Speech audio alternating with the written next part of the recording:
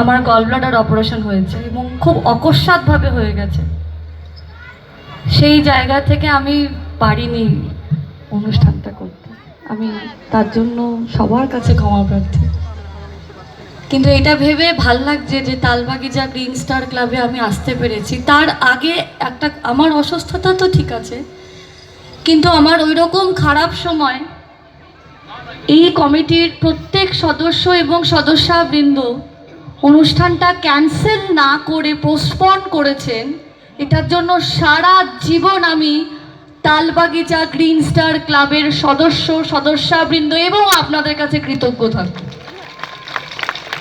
এটা তো একটা খারাপ সময়, আমি হঠাৎ করে অসুস্থ হয়ে পড়েছি। অসুস্থতা কেউ জেনে শুনে হয় না, কিন্তু অনেকেই করেন যে ঠিক আছে উনি অসুস্থ হয়ে পড়েছেন, তাহলে অন্য আরেকজন এসে গান গাইবে, এবং এটা খুব স্বাভাবিক।